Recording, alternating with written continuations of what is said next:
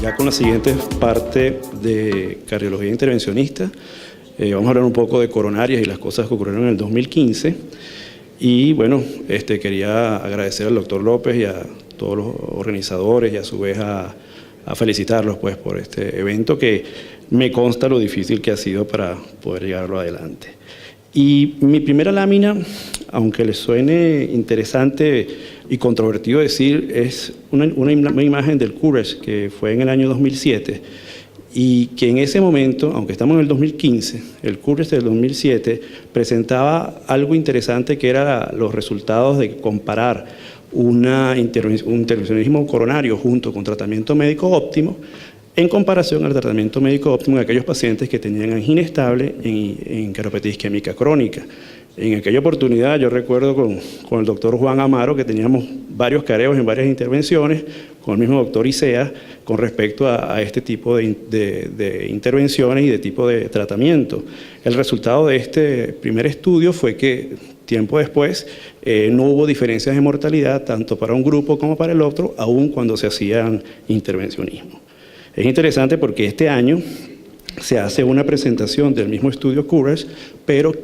8 años después y con un seguimiento de hasta de 15 años. Esto es interesante porque esto es un seguimiento largo, no es perfecto, puesto que muchos de esos pacientes ya no están de los 2.287 pacientes enrolados. En este extendido hay 1.211 pacientes, lo que representan el 53% de los mismos. No obstante, el seguimiento de 4 años inicialmente que se hizo se ha extendido ahora a 15 años con un promedio aproximado de 6 años. El objetivo primario sigue siendo el mismo, que es la mortalidad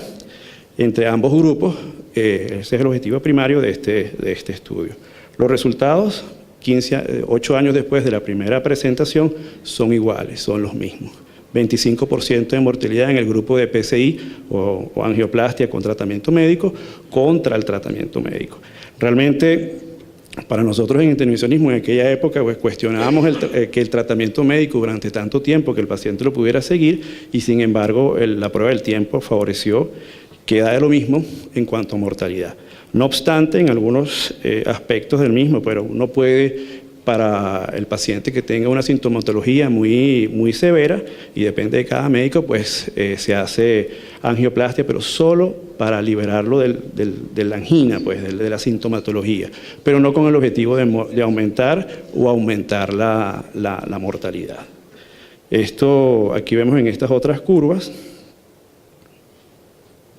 de mortalidad, donde aún con el tiempo no hay diferencias de mortalidad.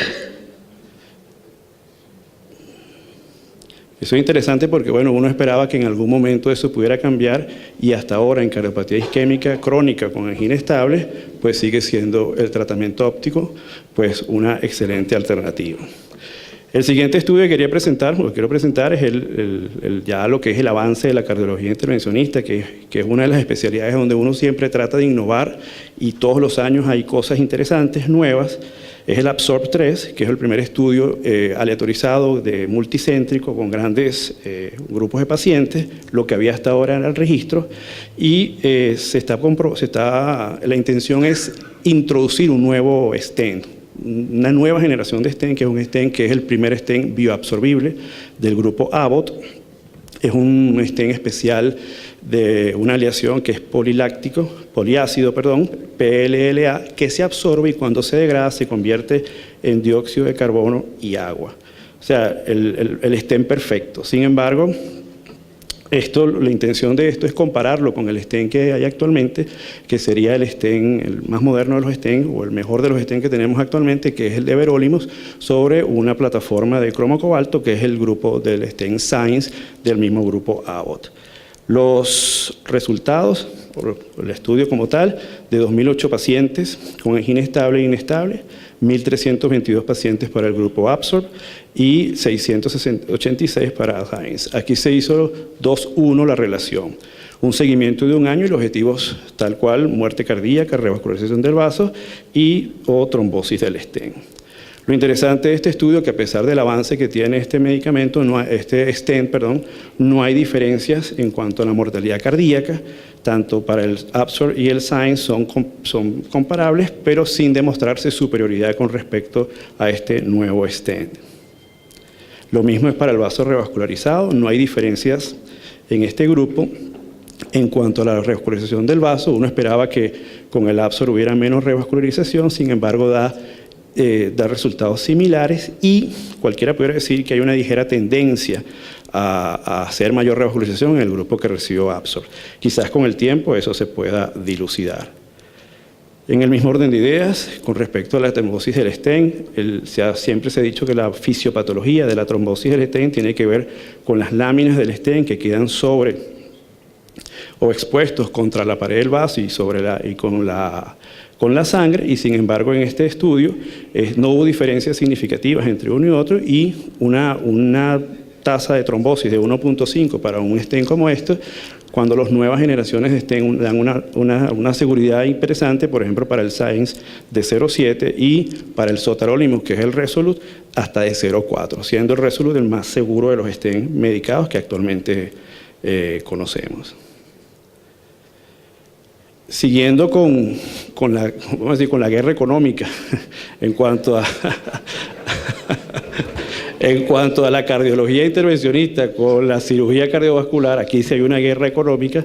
Una de las últimas fronteras en cardiología tiene que ver con la enfermedad multivaso y la posibilidad de poder resolverla por vía percutánea en comparación con la cirugía cardíaca. Para eso se hizo este estudio, el BEST, utilizando otra vez el mejor stent que se tiene, que es el everolimus, sobre la plataforma de cromo cobalto, el Science,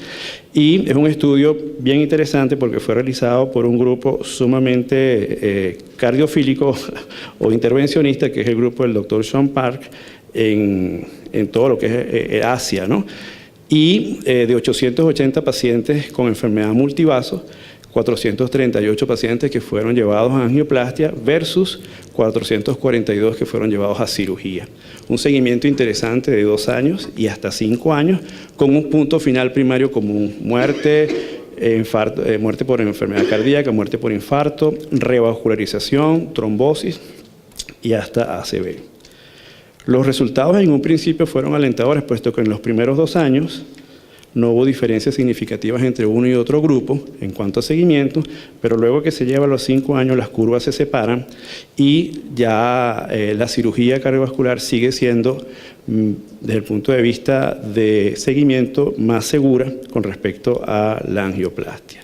Aquí vemos en estas curvas como tal, el intervencionismo va perdiendo terreno contra la cirugía cardiovascular, especialmente con respecto a la revascularización. Sigue siendo la revascularización del vaso tratado y otros vasos el talón de Aquiles, el pitfall del intervencionismo, no resuelto todavía, inclusive con stent de mejor calidad o con el stent más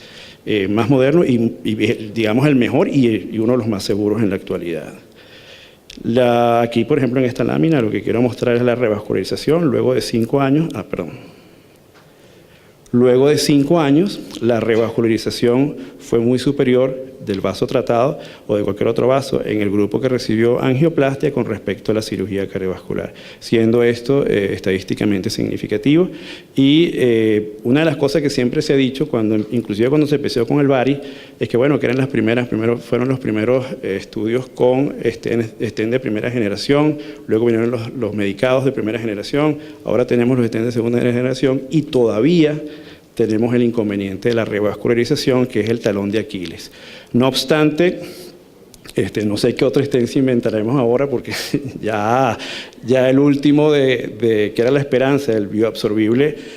no es que sea malo, pero tampoco es superior, como por ejemplo ocurrió en aquella época cuando ingresó el Cypher, que dio una revascularización 0% en 6 meses, y bueno, la gente pensaba que ya de aquí en adelante no había más cirugía, lo cual no fue así.